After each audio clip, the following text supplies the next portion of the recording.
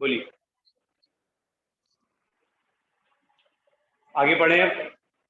ठीक है बेटा, पी ब्लॉक में अभी तक हम पढ़ चुके हैं कि ग्रुप में मेंबर कौन कौन है। नाइट्रोजन, फास्फोरस, आर्सेनिक, एंटीमनी और बिस्मथ, ये मेंबर है। इनका कॉन्फ़िगरेशन NH2NP3 है। जनरल कॉन्फ़िगरेशन ये है। यहाँ नाइट्रोजन एक ऐसा मेंबर है जिसमें डी सबशेल नहीं है, और इसे स्पेशली याद रखना है, डी सबशेल नहीं है। फास्फोरस या बाकी मेंबर्स में डी सबशेल है, भले ही इलेक्ट्रॉन नहीं है। लेकिन फास्फोरस के बाद जैसे जैसे नीचे जाएंगे, आर्सेनिक, एंटीमनी और बिस्मथ, इसमें ये जो एस सबशेल है ये धीरे धीरे इनर्ट होती जाएगी।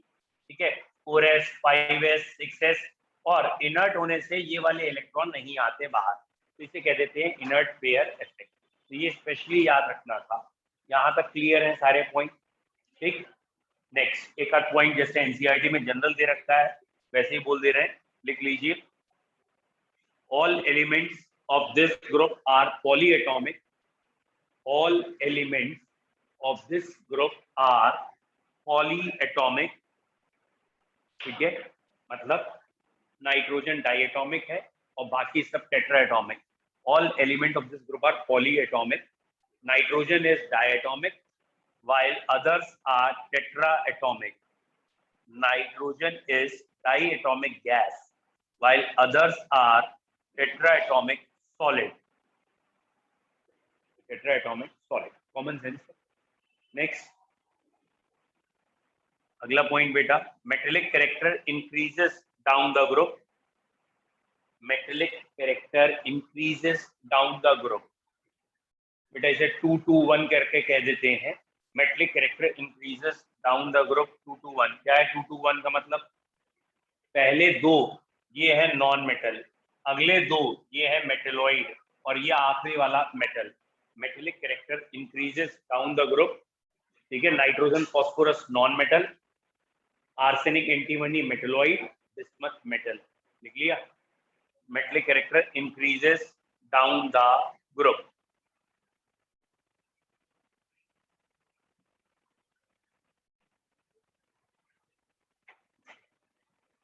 Except nitrogen, all other elements shows allotropy. Except nitrogen, all other elements of this group, इस ग्रुप के, shows allotropy. Except nitrogen, all other elements of this group shows allotropy. बाकी सब एलोट्रोपी शो करते हैं।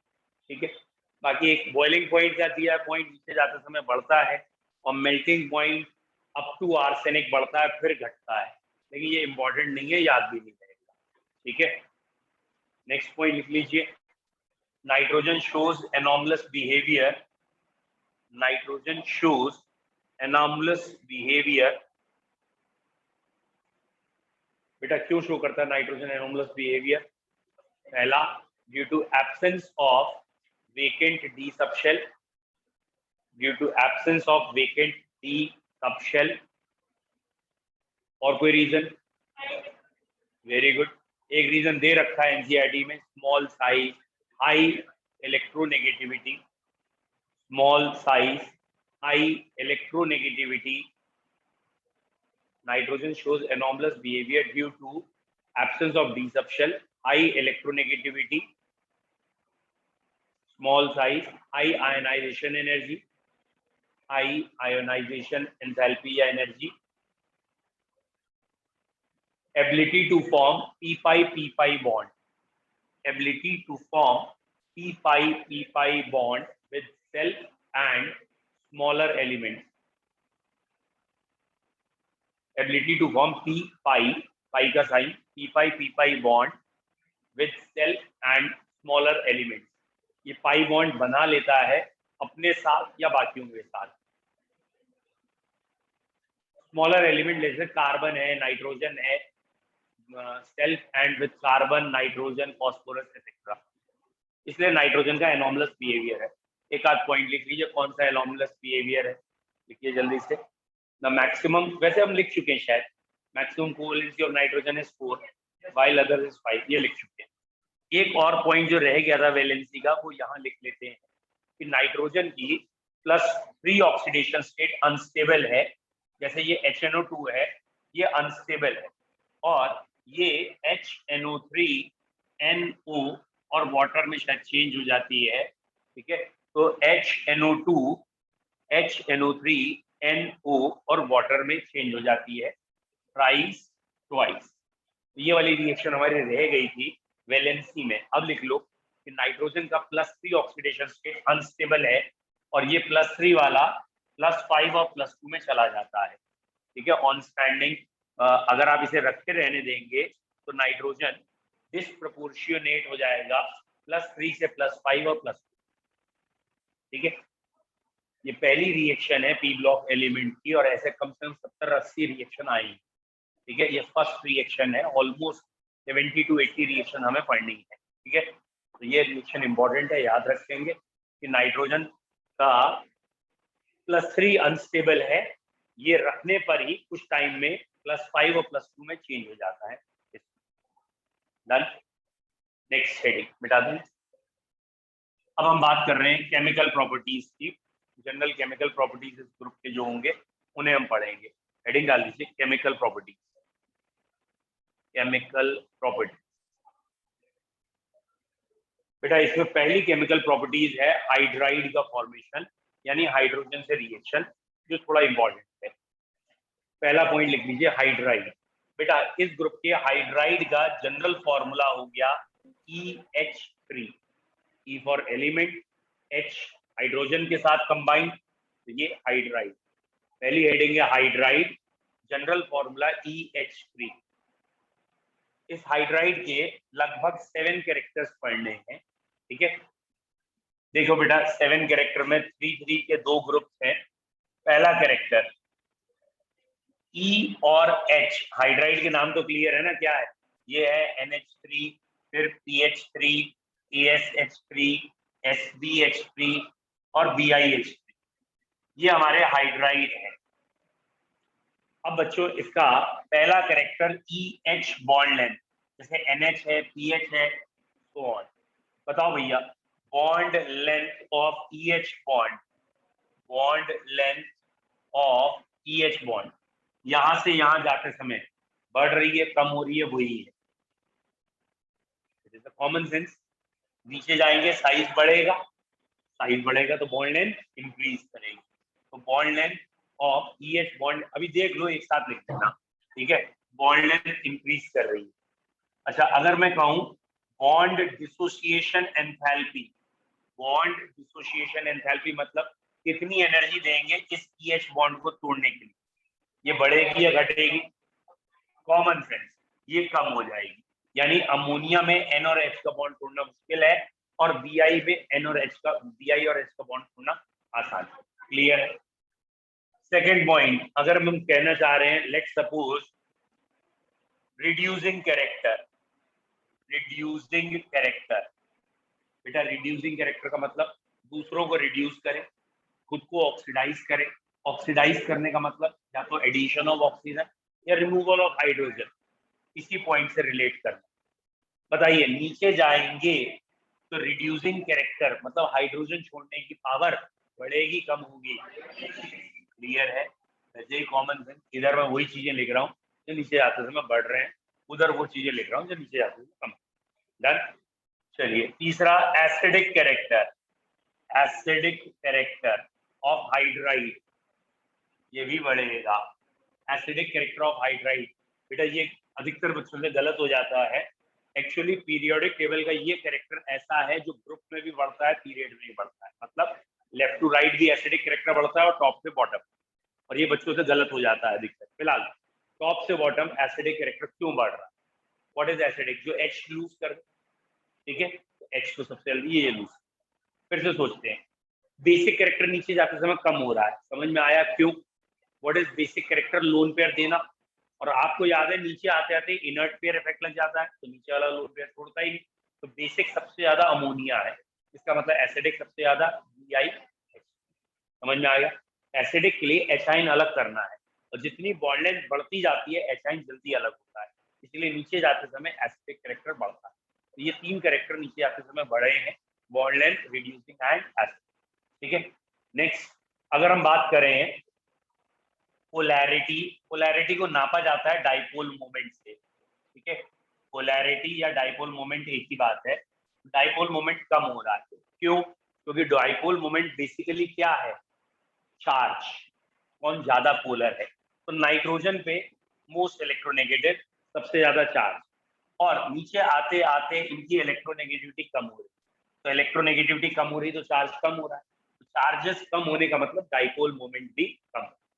ज्यादा physics वाला word मत लगाना, नहीं तो थोड़ा कंफ्यूज हो सकते हो। कई बच्चे फिजिक्स का वर्ड लगा देते हैं, क्या कि डाइपोल मूवमेंट होता है चार्ज इनटू डिस्टेंस, तो डिस्टेंस भी तो नीचे जाते समय बढ़ रही है, लेकिन भैया डोमिनेटिंग फैक्टर है चार्ज। ओवरऑल जो नेट चार्जेस आएंगे वो डाइपोल मूवमेंट प्रैक्टिकली इसका ज्यादा। Third point, bond angle. Bond angle obviously नीचे जाते समय कम हो रहा है। अब इसका रीजन क्यों कम हो रहा है? नीचे जाते समय बॉन्ड एंगल कम हो रहा है, क्यों कम हो रहा है? एक्सप्लेन कर सकते हैं कि अमोनिया में बॉन्ड एंगल ज्यादा है, BiH3 में बॉन्ड एंगल कम। फिर से बोलना बेटा। नहीं तो नीचे लोन पेयर हो जाता है, मतलब नहीं होता। नहीं, इनर्ट पेयर इफेक्ट लगता है, लोन पेयर तो होता है ना, डोनेट नहीं होता, इनर्ट होता तो है, ठीक है। और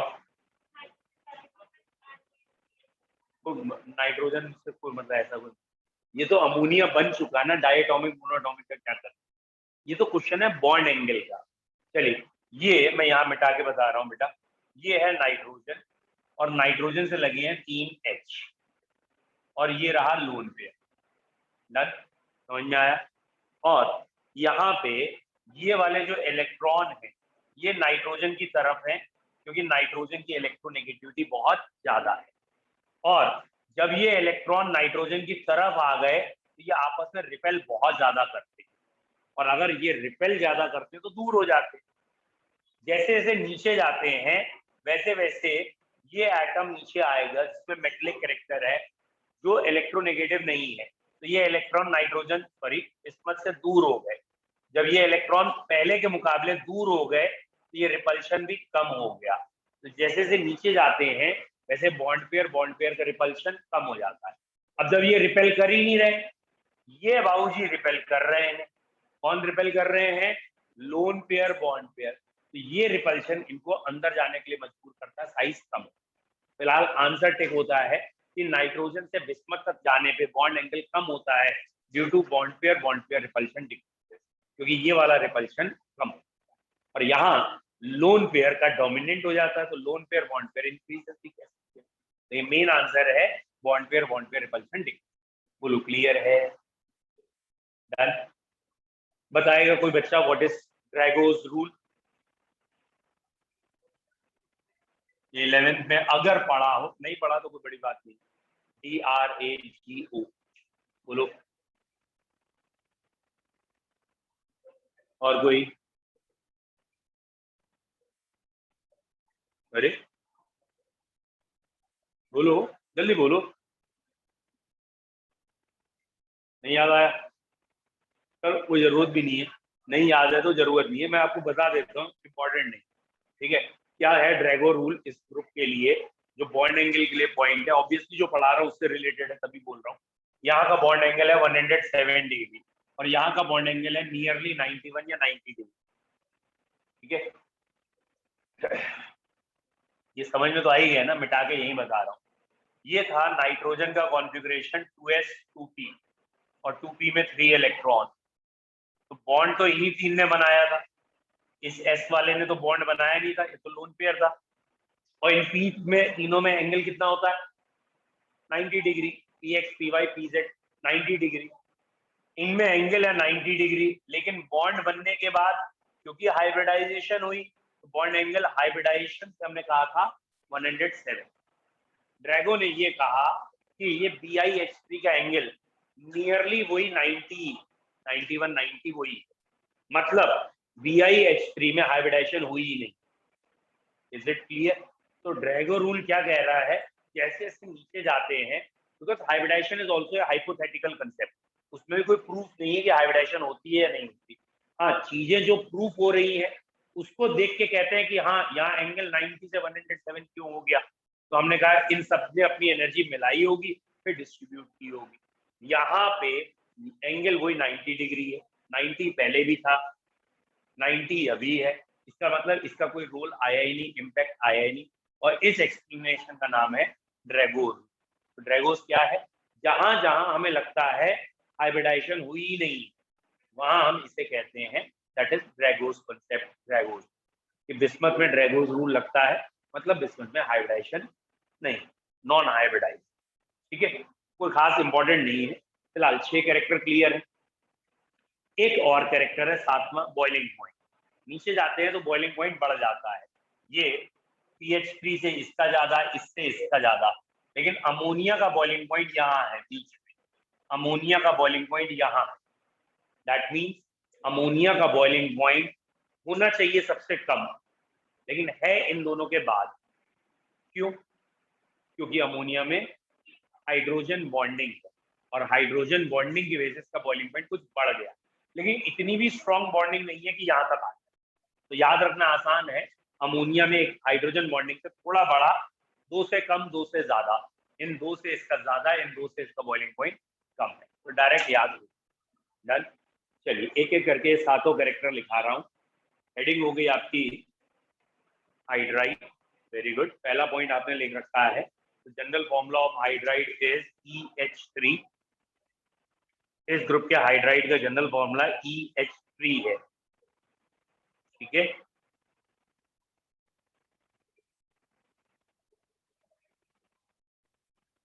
बेटा आप एक एक करके लिख लीजिए। चलिए पहला लिखते हैं, the bond length of EH bond, the bond length of E single bond H, the bond length of EH bond increases from EH bond increases from NH3 to BiH3. The bond length of EH bond increases from NH3 to BiH3. ठीक है, next.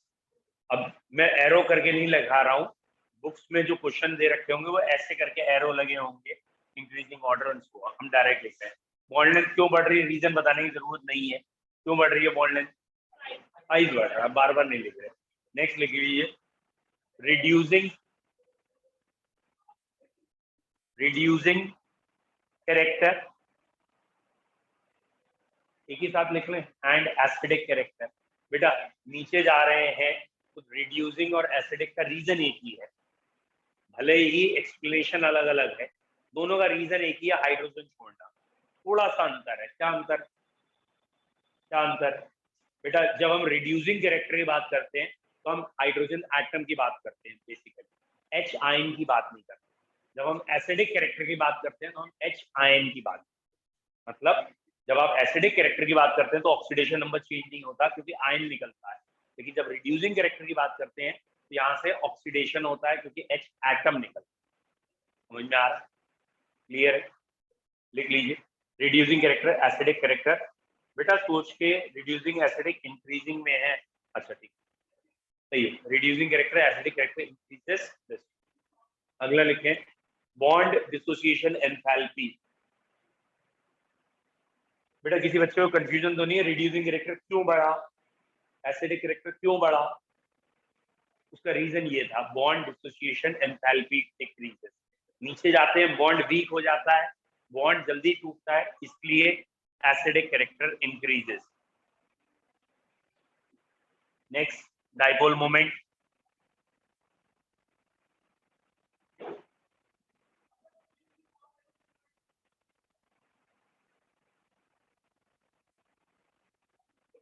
Dipole moment decreases, क्यों?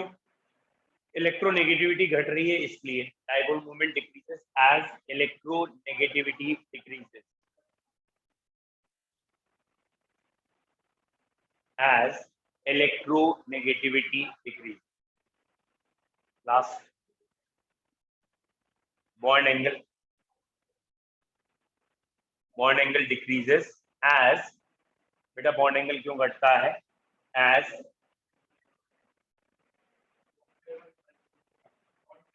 Bond pair repulsion decreases. जब answer tick करने को आता है तो यही वाला टिक होता है, bond pair repulsion decreases on moving down the group.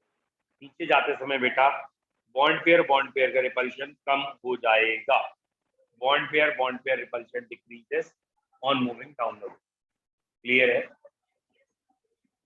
ठीक, तो बॉन्ड एंगल कम हो, शुरू का एंगल 107, नीचे का 91, वैल्यू भी लिखिएगा, याद रहेगा।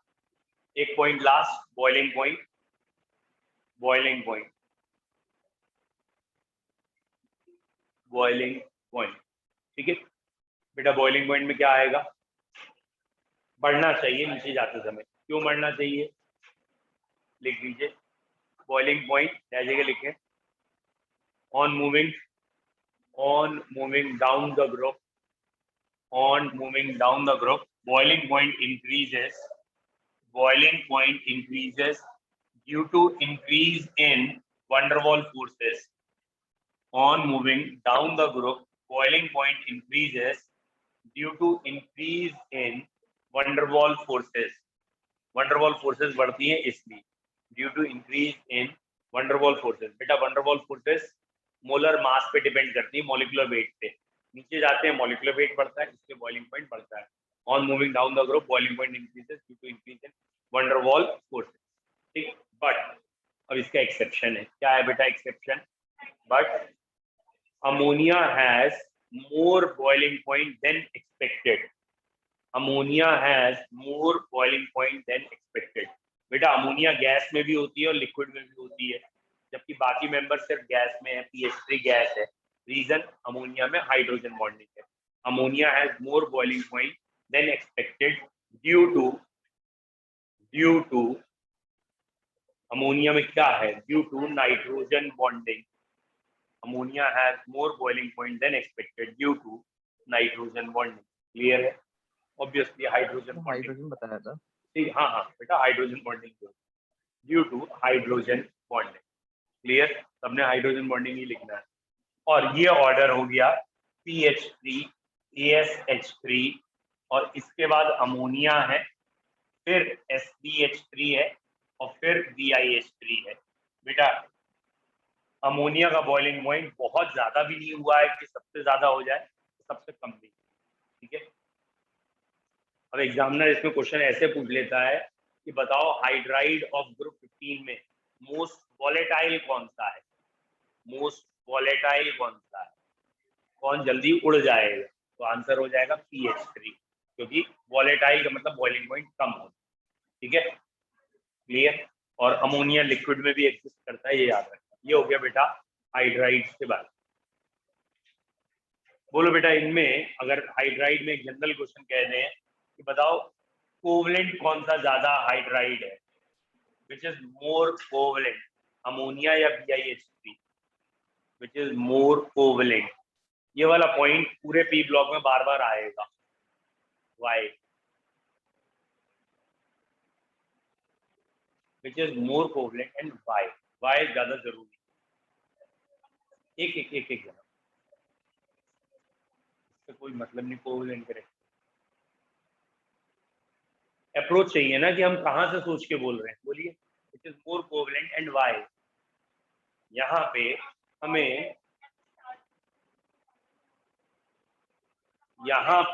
हमें लगाना होगा फजान्स रूल। आप में से कोई भी ये वर्ड नहीं बोलता, हमें फजान्स रूल लगाना होगा। और फजान्स रूल क्या कहता है कि अगर आपको कोवलेंट कैरेक्टर देखना है तो कोवलेंट कैरेक्टर के लिए कैटाइन छोटा चाहिए, एनाइन बड़ा चाहिए, और चार्जेस ज्यादा चाहिए। कोवलेंट वो अच्छा होगा जिसका कैटाइन छोटा, एनाइन बड़ा, चार्जेस ज्यादा। यहाँ BiH3 को छोड़ दो तो बाकी सब में, मतलब BiH3 में मेटलिक कैरेक्टर है इसलिए, बाकी सब में हम कहेंगे नाइट्रोजन एनाइन, और जितना एनाइन बड़ा होगा उतना कोवलेंट ज्यादा। समझ में आया? BiH3 तो मेटलिक हो गया ना, मेटल में तो हाइड्रोजन माइनस में होती है, इसलिए इसे छोड़ दो। तो एक फजान रूल को अलग से लिख लो, यहाँ तो नहीं लेकिन कई जगह क्वेश्चन आएगा, विच इज मोर कोवलेंट।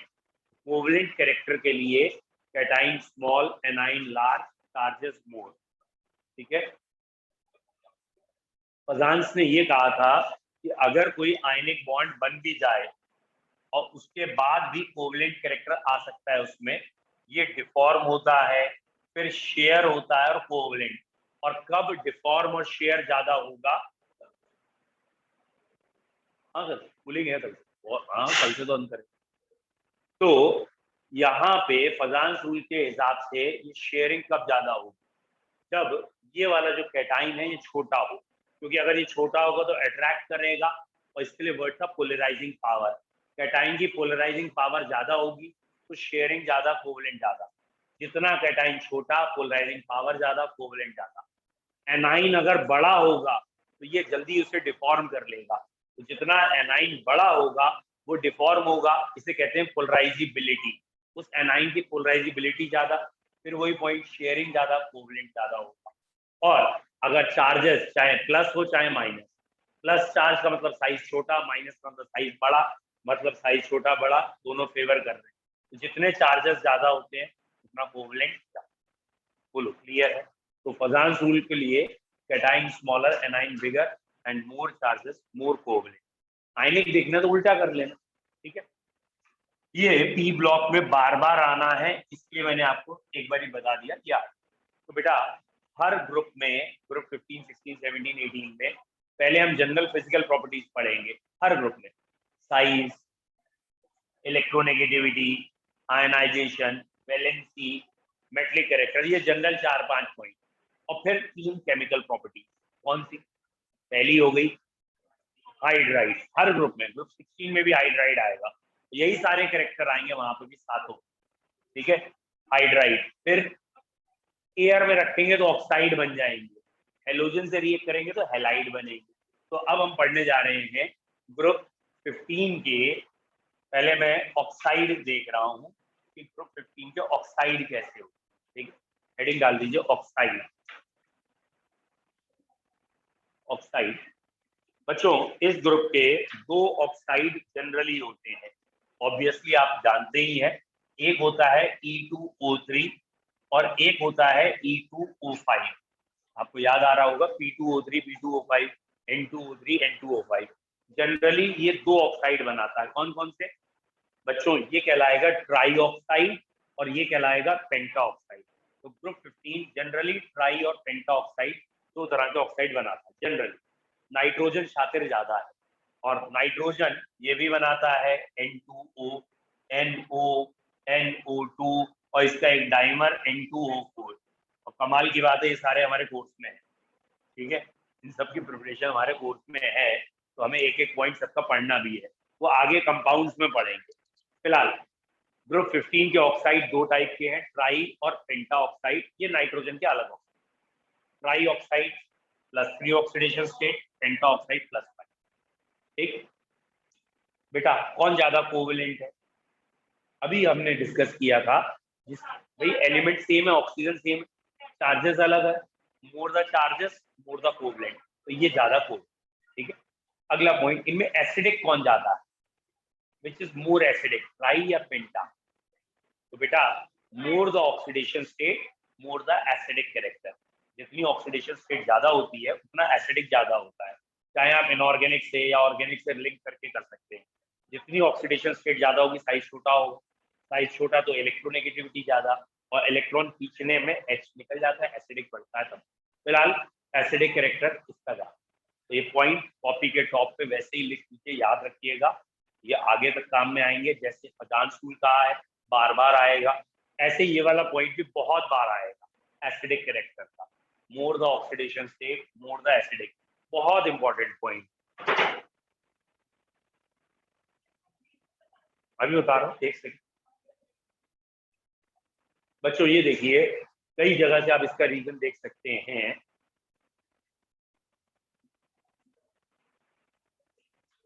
पहला तरीका रीजन देखने का, जो एक सरल तरीका है, ये है क्रोमियम। क्रोमियम मेटल है, सभी बच्चे जानते हैं, ठीक है। और क्रोमियम का एक ऑक्साइड है Cr2, और एक है Cr2O7 या ऐसा कोई, Cr O3 भी है, ऐसे ऑक्साइड है, ठीक है, ठीक। यहाँ क्रोमियम का ऑक्सीडेशन स्टेट है +2 और यहाँ +6, ठीक है। बच्चों ये एक मेटल है और ये मेटल का ऑक्साइड। जनरली मेटल के ऑक्साइड एसिडिक होते हैं, बेसिक। नहीं याद है किसी को तो कोई दिक्कत नहीं, सिंपल सोच के देखो, किसी भी बेस का नाम सोच के देखो तो आपके दिमाग में NaOH ही आएगा, इससे ज्यादा की सोच है नहीं। लेकिन कभी कभी KOH आ गया, CaOH वोल्टोइच आ गया, तो जो भी तुम बेस सोच रहे हो उसमें मेटल जरूर दिख रहा है, तो बेस में मेटल होता है। अब मैं कहूंगा एसिड का नाम सोचो, तुम HCl से ही शुरू करोगे, कभी कभी HNO3 और H2SO4 तक जा पाओगे, इससे ज्यादा औकात नहीं है। तो वो जो एसिड का नाम है उसमें देखो कोई मेटल है नहीं, मतलब नॉन मेटल के कंपाउंड एसिडिक होते हैं और मेटल के कंपाउंड बेसिक। ठीक है, मैं आपको बस कोरिलेशन लॉजिक से बता रहा हूँ कि समझ में आ जाए कि आपकी कंफ्यूजन दूर हो। तो मेटल का काम बेस बनाना, नॉन मेटल का काम एसिड। पहला पॉइंट क्लियर ना। यहाँ मेटल की ऑक्सीडेशन स्टेट 2 है, 2 इलेक्ट्रॉन छोड़ना संभव है, यानी ये अपना ओरिजिनल काम कर रहा है, मेटल का काम इलेक्ट्रॉन करना वही कर रहा है। यहाँ इसकी ऑक्सीडेशन स्टेट 6 है, तो ये मेटल का काम नहीं है शेयर करना, 6 इलेक्ट्रॉन लूज तो होते नहीं, तो शेयर हो रहे हैं, और शेयर हो रहे हैं तो ये किसका काम हो रहा है, नॉन मेटल का। और अगर ये नॉन मेटल की तरह बिहेव कर रहा है तो ये ऑक्साइड भी नॉन मेटल वाला ऑक्साइड हो गया, मतलब एसिडिक। तो जैसे जैसे ऑक्सीडेशन स्टेट बढ़ती जाएगी वैसे वैसे वो ऑक्साइड कैसा होता जाएगा, एसिड। जितना कम ऑक्सीडेशन स्टेट होगी वो बेसिक होगा, बीच की ऑक्सीडेशन स्टेट एम्फोटेरिक। तो यहाँ Cr2O3 लेंगे तो एम्फोटेरिक हो जाएगा, ये बेसिक हो जाएगा, ये ऐसे MnO बेसिक ऑक्साइड है, Mn2O7 एसिडिक है, Mn3O4 एम्फोटेरिक। क्लियर, ये दोनों ही ऑक्साइड है, नाइट्रोजन के मान लो N2O3 N2O5। जेन्युइन तरीका देखने का क्या होता है, इसे पानी में डिसॉल्व करते हैं फिर देखते हैं बना, और जो बना उसकी एसिड से भी रिएक्ट करके देखते हैं, बेस से भी करते हैं। तो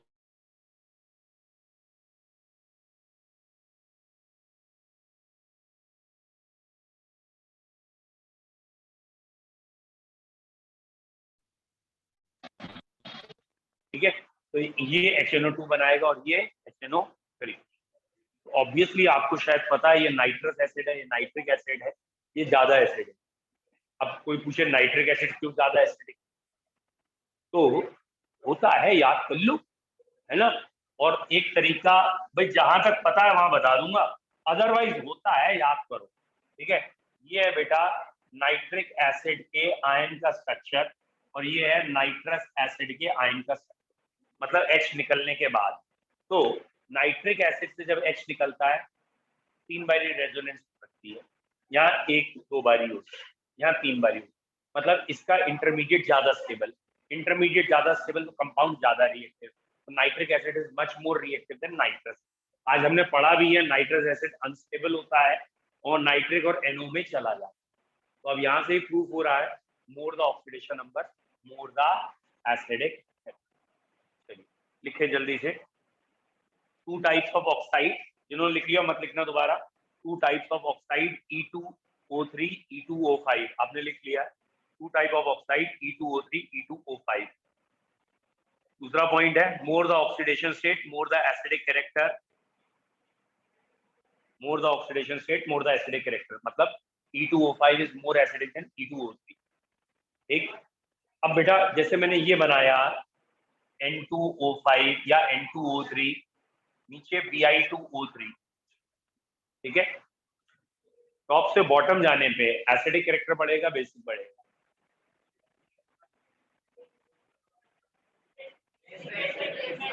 कैसे सोचना है, यहां से यहां तक जाते समय मेटल बढ़ा या नहीं, टॉप से बॉटम जाते हैं मेटेलिक बढ़ता है, और मेटल के ऑक्साइड या हाइड्रो ऑक्साइड क्या होते हैं, बेस होते हैं, तो बेसिक क्लियर लिखे, basic character increases down the group, basic character increases down the group.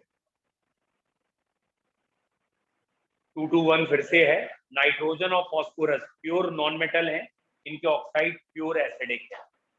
Nitrogen phosphorus forms acidic oxide, nitrogen phosphorus forms acidic oxide, arsenic antimony forms amphoteric oxide, arsenic और antimony के amphoteric है, and bismuth oxide is basic, शुरू के acidic फिर amphoteric फिर basic. तो basic character increases down the group. कोई दिक्कत? डन, क्लियर है ऑक्साइड पूरा। तो बिस्मथ के ऑक्साइड बेसिक होंगे क्योंकि ये मेटल है। अब बच्चों नाइट्रोजन के बहुत सारे और ऑक्साइड है, वो वहीं पढ़ेंगे जहाँ आएंगे। बस अभी इतना बता दे रहे हैं कि नाइट्रोजन का ये वाले दो ऑक्साइड जो है, ये दो ऑक्साइड या केमिस्ट्री में ये तीन ऑक्साइड न्यूट्रल ऑक्साइड होते हैं। तीन ही न्यूट्रल हैं, N2O, NO और CO, और इनमें दो नाइट्रोजन के हैं। तो नाइट्रोजन के 5 ऑक्साइड हैं टोटल, 6 भी कह सकते हैं, एक डाइमर बना लेता है। तो 6 में से ये दो ही न्यूट्रल है, बाकी सब ऐसे। ये भी ऑक्साइड आएगा तो देखो। तो पहला हेलाइड हो गया, नहीं पहला आपने हाइड्राइड पढ़ा, दूसरा ऑक्साइड हो गया, तीसरा क्या बचा? हेलाइड। देखिए हेलाइड, हेलाइड हेलोजन से रिएक्शन करना, हेलाइड। अब बच्चों होपफुली बताने की जरूरत नहीं, समझ में आना चाहिए कि दो तरह के हेलाइड होंगे इस ग्रुप में, एक ट्राई हेलाइड और एक पेंटा। दोनों में अंतर क्लियर है ना? PCl3 PCl5, ठीक है बच्चों। हेलाइड दो तरह के हैं, try penta which is more covalent, more the oxidation state, more the covalent. तो पेंटा हेलाइड ज्यादा कोवेलेंट होंगे क्योंकि इसकी ऑक्सीडेशन स्टेट ज्यादा है, ठीक है। Which is less stable, which is less stable. बेटा आपको याद होना चाहिए PCl5 हीट करते हैं तो PCl3 में टूट जाता है। क्यों टूट जाता है? क्योंकि ये पेंटा हेलाइड में दो बॉन्ड एक्सियल बॉन्ड होते थे, और एक्सियल बॉन्ड थोड़े से बड़े होते थे इक्वेटोरियल बॉन्ड, इसलिए ये वाले बॉन्ड जल्दी टूट जाते थे। तो स्टेबल कौन ज्यादा है? वो है। एसिडिक कौन ज्यादा है? ये। कोवलेंट कौन ज्यादा है? सॉरी, ये कोवलेंट। बोलो क्लियर है हेलाइड के बारे में? लिखते बेटा heading halide, two types, try halide and pentahalide. Two types, try halide and pentahalide. बेटा नाइट्रोजन पेंटाहेलाइड नहीं बना था, सही है गलत है सेंटेंस? नाइट्रोजन पेंटाहेलाइड नहीं बना, सही है या गलत है? क्यों नहीं बना था? नाइट्रोजन में डी सबशेल नहीं है। देखिए two type trihalide and pentahalide, formula लिख ही लिया होगा आपने। फिर लिखते हैं nitrogen do not form pentahalide due to, हाँ, ड्यू टू नॉन अवेलेबिलिटी या absence of vacant D subshells, due to non availability of vacant D subshells. Pentahalides are more covalent than trihalides. Pentahalides are more covalent than trihalides.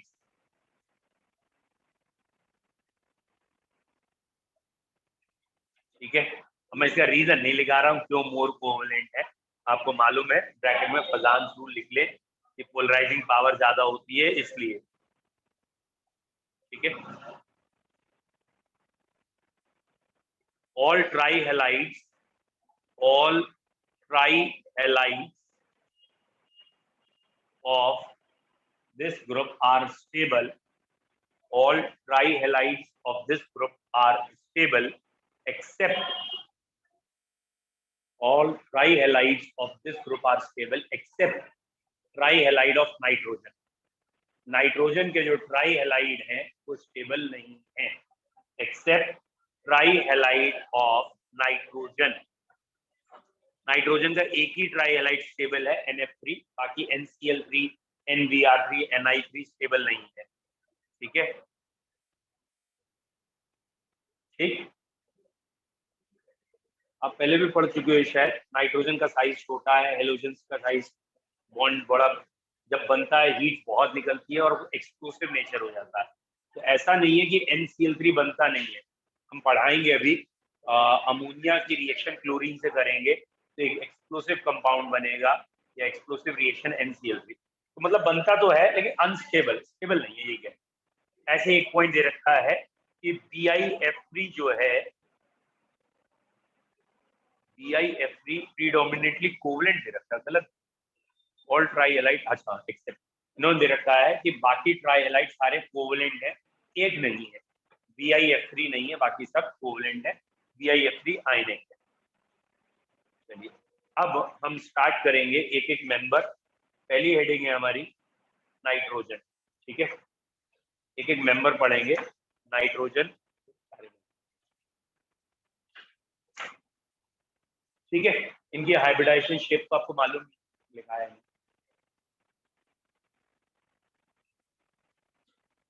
बेटा। Hopefully, वैसे तो आप लोगों के paper आ रहे हैं तो थोड़ा जल्दी मैं करा दूंगा कल परसों में, ठीक है। फिर भी अगर किसी का और भी कोई इसके अलावा एक्स्ट्रा आ रहा हो, आप बता देना।